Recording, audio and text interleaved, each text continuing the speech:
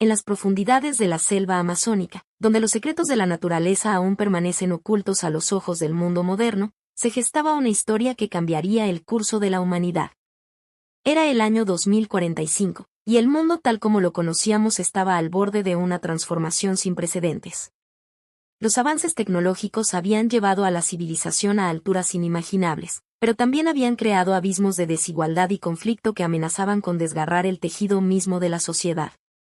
En medio de este panorama turbulento, un grupo de científicos, exploradores y visionarios se embarcó en una misión que muchos consideraban imposible: descubrir el secreto de la vida eterna escondido en el corazón de la selva más grande del planeta.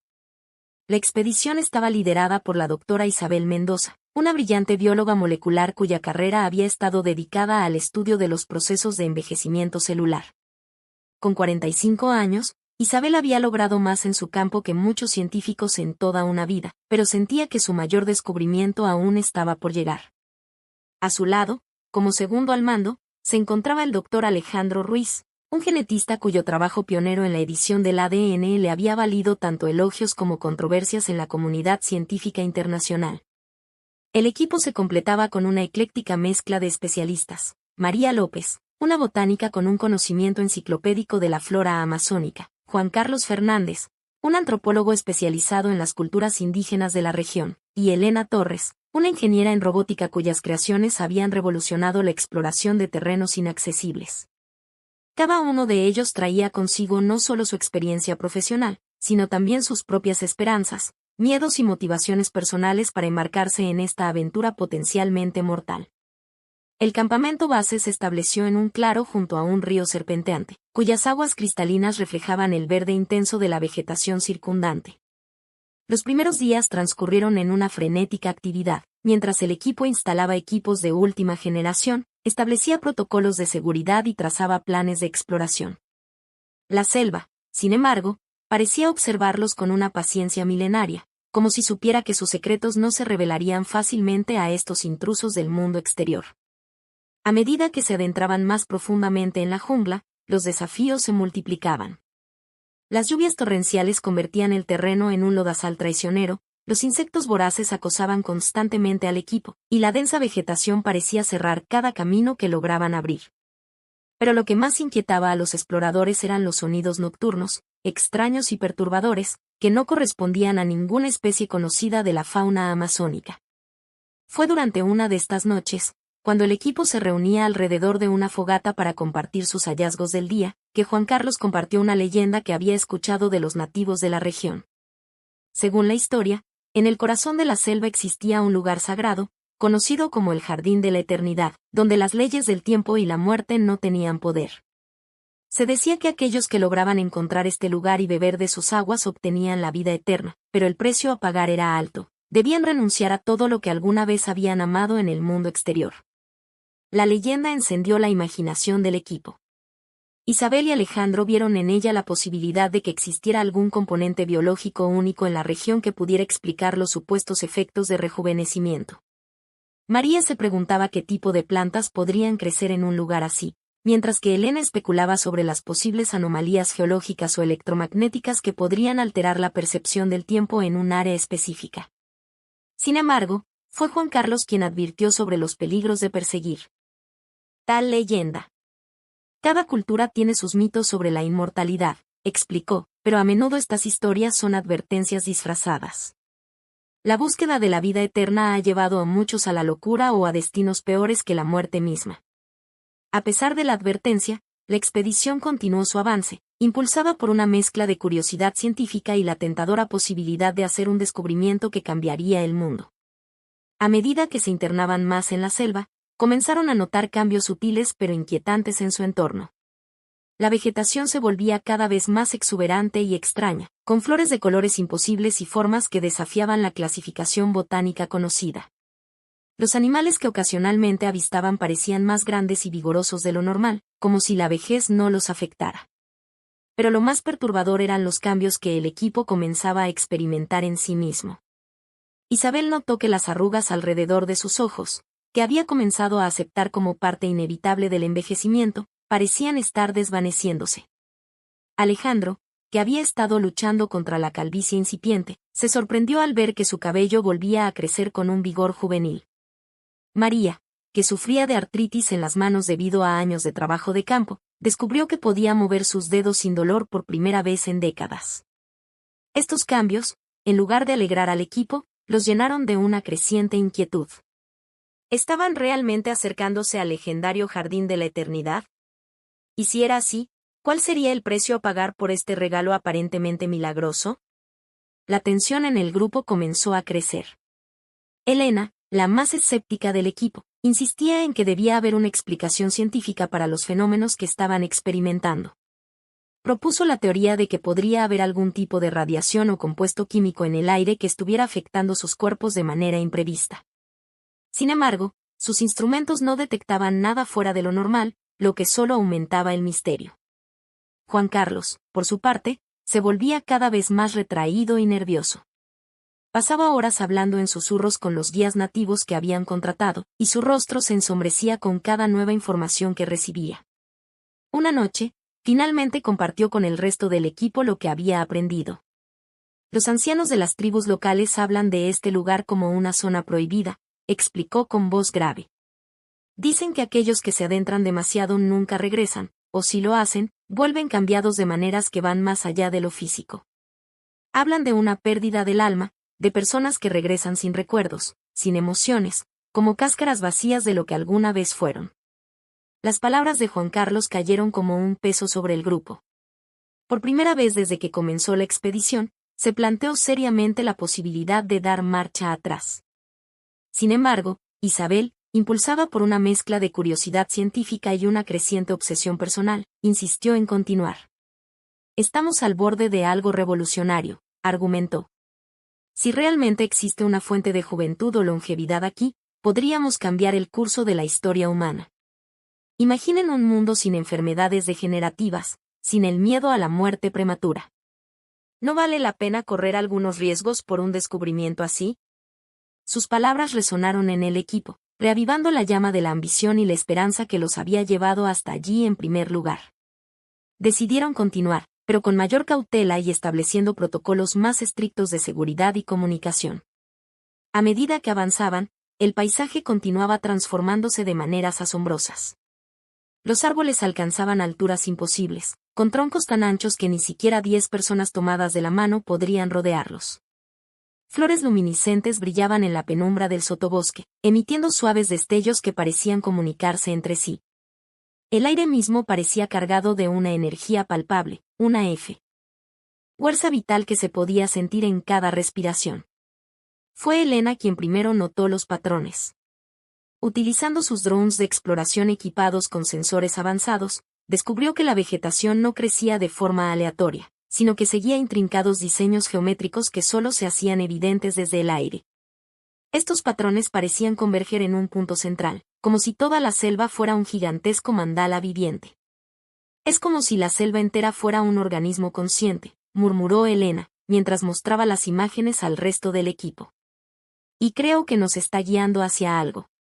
La revelación añadió un nuevo nivel de tensión a la expedición. Ya no se sentían como exploradores en un territorio desconocido, sino como invitados o tal vez prisioneros en un reino vivo y consciente que los observaba y dirigía según su voluntad.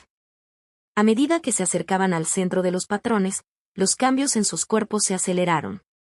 Isabel notó que una vieja cicatriz de su infancia había desaparecido por completo. Alejandro descubrió que podía leer sin gafas por primera vez en años. María sentía una energía y vitalidad que no había experimentado desde su juventud. Pero junto con estos cambios físicos, comenzaron a notar alteraciones en sus mentes y emociones.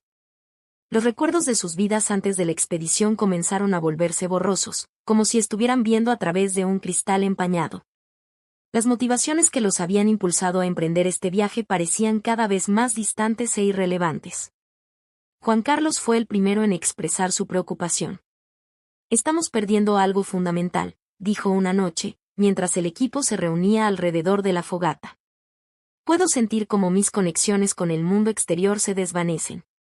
Es como si estuviera olvidando quién soy realmente. Los demás asintieron en silencio, reconociendo que habían experimentado sensaciones similares. La euforia inicial por los cambios físicos había dado paso a una creciente sensación de pérdida y desarraigo. Fue en ese momento de duda colectiva cuando escucharon el canto. Era una melodía etérea, indescriptiblemente bella, que parecía provenir de todas partes y de ninguna al mismo tiempo. El sonido los envolvió, penetrando hasta lo más profundo de sus seres, despertando emociones y sensaciones que no sabían que podían existir. Sin decir una palabra, como movidos por una voluntad ajena a la suya, el equipo se puso de pie y comenzó a caminar hacia la fuente del canto. La selva parecía abrirse ante ellos, revelando un sendero iluminado por flores bioluminiscentes que pulsaban al ritmo de la melodía. Caminaron durante lo que podrían haber sido minutos u horas. El tiempo había perdido todo significado. Finalmente, el sendero los llevó a un claro perfectamente circular, en cuyo centro se alzaba un árbol colosal. Sus raíces se extendían como ríos por todo el claro, y sus ramas parecían tocar el cielo mismo. En la base del árbol, brotaba una fuente de agua cristalina que brillaba con una luz interior, formando un pequeño estanque a sus pies. El canto provenía del árbol mismo, o quizás del agua, o tal vez de la tierra bajo sus pies. Era imposible determinar su origen exacto. Lo que sí era claro era el mensaje que transmitía: habían llegado a su destino. Estaban en el corazón del jardín de la eternidad. Isabel fue la primera en acercarse al estanque. Su reflejo en el agua la mostró como era hace 20 años, en el apogeo de su juventud y belleza. Extendió una mano temblorosa hacia la superficie del agua, pero se detuvo a centímetros de tocarla.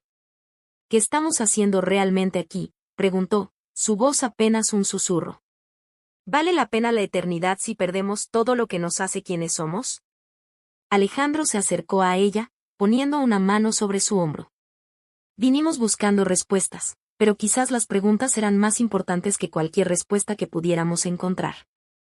María se arrodilló junto al estanque, observando las plantas.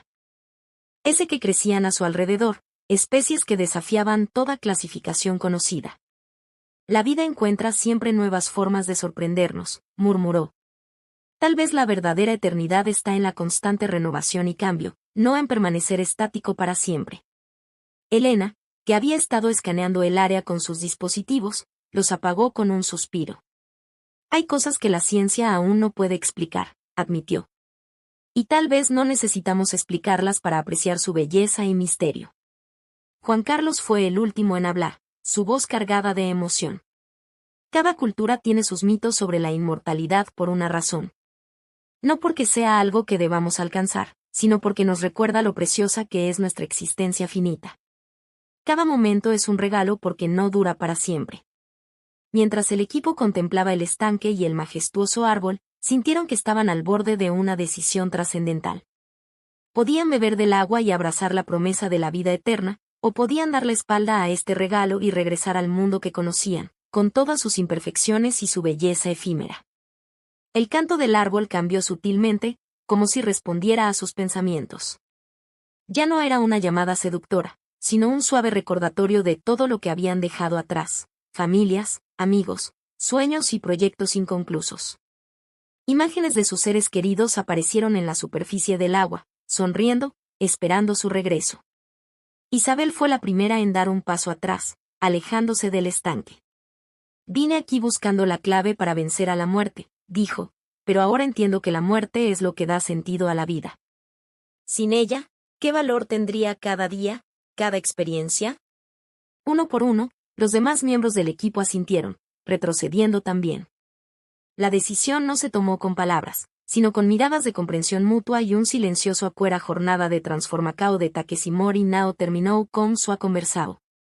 Na verdade, foi apenas o começo de uma nova fase de sua vida, repleta de desafios, descobertas e propósito renovado.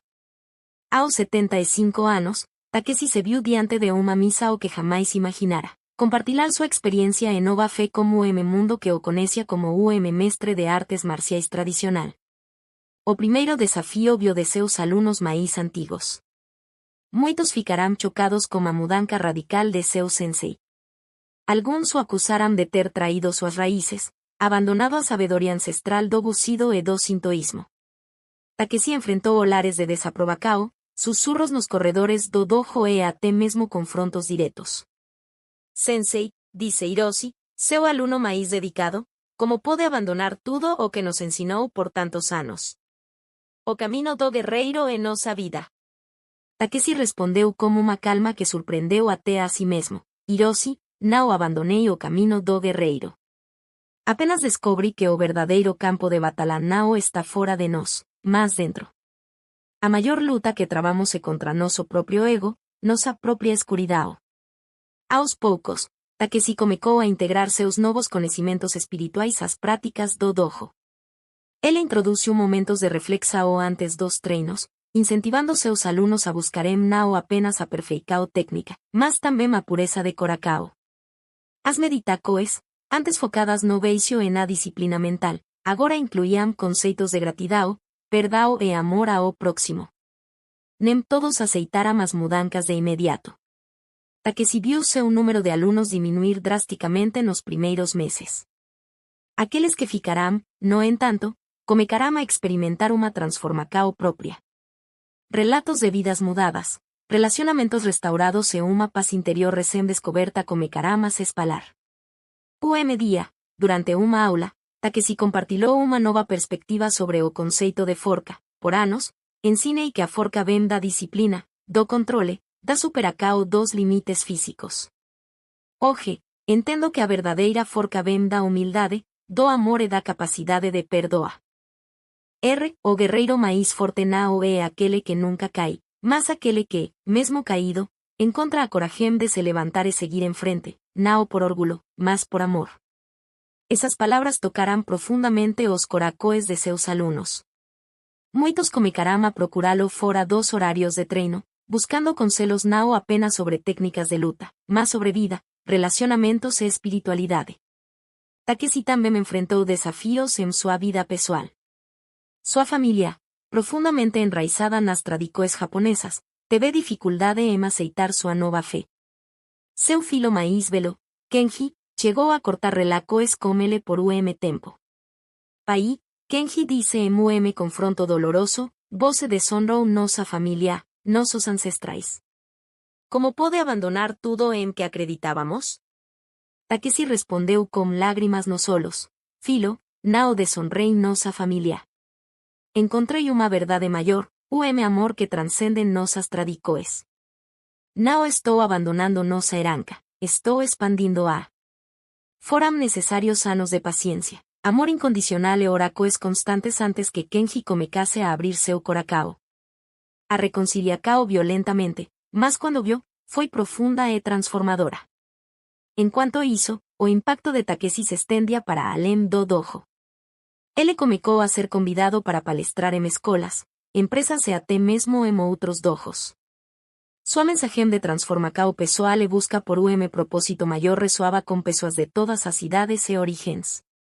Em uma dessas palestras, Takeshi compartilhou, passei a maior parte da minha vida buscando a perfeição através da disciplina e do controle. Acreditava que isso me tornaria invencível. Mas foi apenas quando me vi completamente vulnerável, face a face com minha própria mortalidade e com o beijo de minha existência, que encontrei a verdadeira forca.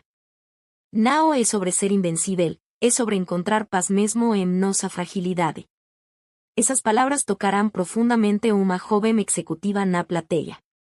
Após a palestra, ela procurou Takeshi com lágrimas nos olhos. Senhor Mori, ela disse, suas palavras, é como se estivesse descrevendo minha vida.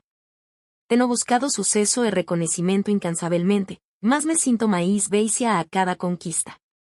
Como posso encontrar esse propósito maior que você menciona?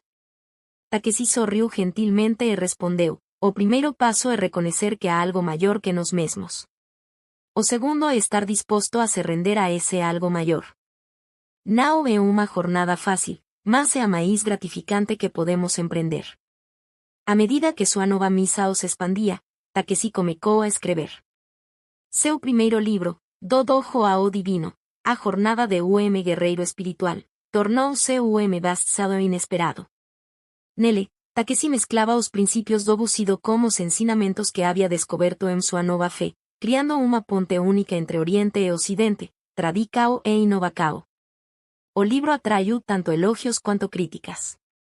Alguns o acusaram de diluir as tradições marciais, enquanto outros o celebravam por trazer uma nova perspectiva à espiritualidade moderna. Takeshi enfrentou cada crítica com graça e cada elogio com humildade. Em uma entrevista sobre o livro, ele declarou: "Não estou aqui para criar uma nova religião ou filosofia. Estou simplesmente compartilhando minha jornada, na esperança de que possa inspirar outros a buscarem sua própria verdade. O caminho que encontrei pode não ser para todos, mas a busca por significado e propósito é universal." Conforme os anos passavam, o dojo de Takeshi se transformou. Não era mais apenas um local de treinamento físico, mas um centro de desenvolvimento holístico.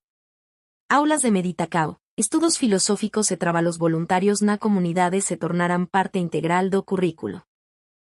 Dia, durante uma sessão de treinamento, de seus alunos mais jovens perguntou: "Sensei, como podemos aplicar esses ensinamentos espirituais em nossa vida cotidiana? Às vezes parece tão distante da realidade que enfrentamos." Takeshi refletiu por momento antes de responder: "A vida cotidiana é o verdadeiro campo de treinamento. Cada interacao, cada desafio, cada momento de frustração ou alegria é uma oportunidade de praticar o que aprendemos aqui. Quando você se irritar no trânsito, pratique a paciência. Quando alguém o ofender, pratique o perdão. Quando vir alguém em necessidade, pratique a compaixão. É assim que transformamos nossa prática em uma forma de vida." À medida que sua influência crescia, Takeshi foi convidado a participar de diálogos interreligiosos. Sua perspectiva única, combinando a sabedoria oriental com sua nova fé, oferecia uma ponte valiosa entre diferentes tradições. Em desses encontros, ele surpreendeu a todos ao dizer: "Não estou aqui para convencer ninguém de que meu caminho é o único caminho. Estou aqui para mostrar que todos os caminhos que buscam a verdade, o amor e a compaixão eventualmente convergem. Nossa tarefa não é provar que estamos certos, mas viver de uma maneira que inspire outros a buscarem sua própria verdade." Essas palavras causaram impacto profundo, abrindo portas para diálogos mais abertos e respeitosos entre diferentes tradições religiosas. Aos 80 anos, Takeshi enfrentou outro desafio de saúde. Desta vez, foi diagnosticado como câncer em estágio avançado. A notícia se espalhou rapidamente entre seus alunos e seguidores, causando como caos e preocupação. Muitos esperavam ver Takeshi abalado, questionando sua fé diante dessa provação. Em vez disso, ele enfrentou a doença com uma serenidade que inspirou a todos ao seu redor. Em uma mensagem para seus alunos, ele disse: "Meus queridos, não temam por mim. Esta doença é apenas mais uma oportunidade de praticar o que tenho ensinado. A vida é preciosa, mas transitória. O que importa não é quanto tempo vivemos, mas como vivemos cada momento que nos é dado. Estou em paz, sabendo que vivi uma vida plena e que minha jornada não termina aqui." Durante seu tratamento, Takeshi continuou a ensinar e inspirar, mesmo do leito do hospital. Ele transformou seu quarto em local de peregrinação, onde pessoas de todas as idades e origens vinham buscar orientação e conforto. Uma enfermeira, tocada pela paz que emanava de Takeshi mesmo em seus momentos mais difíceis, perguntou-lhe: "Como pode estar tão tranquilo diante de tanta dor?" Takeshi sorriu e respondeu: "Minha querida, a paz que sinto não vem de mim mesmo. Vem de saber que sou amado incondicionalmente, que minha vida tem propósito maior que transcende este corpo físico. A dor é real, mas o amor é mais forte." Surpreendendo a todos, Takeshi se recuperou. Os médicos falaram em remissão milagrosa, mas para Takeshi, era simplesmente mais uma confirmação de que sua jornada ainda não havia terminado. Após sua recuperação, Takeshi sentiu o chamado para expandir sua missão além das fronteiras do Japão. Aos 82 anos, embarcou em uma série de viagens internacionais, levando sua mensagem de transformação espiritual para diversos países. Em cada lugar que visitava, Takeshi adaptava sua mensagem ao contexto local, sempre buscando pontos de conexão entre sua experiência e a cultura local. Na Índia, ele falou sobre como sua jornada espiritual se assemelhava à busca pelo Atman. Na América Latina, ele relacionou a ideia de rendicao espiritual como conceito de entrega presente em muitas tradições locais. Durante una palestra nos Estados Unidos, Takeshi foi questionado sobre como sua mensagem poderia ser relevante em mundo cada vez mais secular e tecnológico. Ele respondeu: a tecnologia nos conecta de maneiras incríveis, mas também pode nos isolar. O anseio por significado, por coneca ou verdadeira, por algo maior que nós mesmos, esse anseio é tão antigo quanto a humanidade e tão atual quanto o último smartphone. Nossa tarefa é usar as ferramentas de nosso tempo para redescobrir verdades eternas. Em seus últimos anos, Takeshi começou a preparar a próxima Heracao para continuar seu legado. Ele selecionou grupo de alunos dedicados, não apenas habilidosos nas artes marciais, mas também profundamente comprometidos com o crescimento espiritual. Para esses alunos, ele compartilhou: o que estou passando para vocês não é apenas uma técnica ou uma filosofia. É modo de vida. Cada de vocês terá sua própria jornada, suas próprias lutas e revelações. Meu papel não é dar LHS todas as respostas, mas inspirá-los a fazer as perguntas certas e buscar a verdade com todo o seu coração. Aos 90 anos, Takeshi Mori deixou este mundo. Seu funeral foi evento extraordinário, reunindo pessoas de diversas religiões, nacionalidades e origens. Não foi momento de tristeza, mas de celebração de uma vida vivida com propósito e amor. Durante a cerimônia, Kenji, seu filho, agora reconciliado e transformado pela jornada do pai, compartilhou: meu pai viveu duas vidas em uma. Na primeira, ele nos ensinou forca e disciplina. Na segunda, ele nos mostrou amor e graça. Ele nos deixa não apenas com lições de como lutar, mas como exemplo de como viver. O legado de Takeshi Mori continua vivo a través de seus ensinamentos, seus livros e, mais importante, a través das vidas transformadas que ele tocou. Seu dojo, agora dirigido por seus alunos mais dedicados, tornou-se o Centro Internacional de Estudos, combinando artes marciais, filosofia e espiritualidade. A história de Takeshi, do mestre de artes marciais tradicional ao guerreiro espiritual, serve como lembrete poderoso de que nunca é tarde demais para uma transformação profunda, e que nossa busca por significado e propósito é uma jornada que dura toda a vida. Suas últimas palavras, registradas por de seus alunos, resumem perfeitamente sua filosofia de vida: a verdadeira vitória não é derrotar o oponente externo, mas conquistar a si mesmo. O verdadeiro poder não está em controlar os outros, mas em se render a algo maior que nós mesmos. O verdadeiro legado não está nos títulos que ganamos ou nas técnicas que dominamos, mas no amor que compartilhamos en as vidas que tocamos.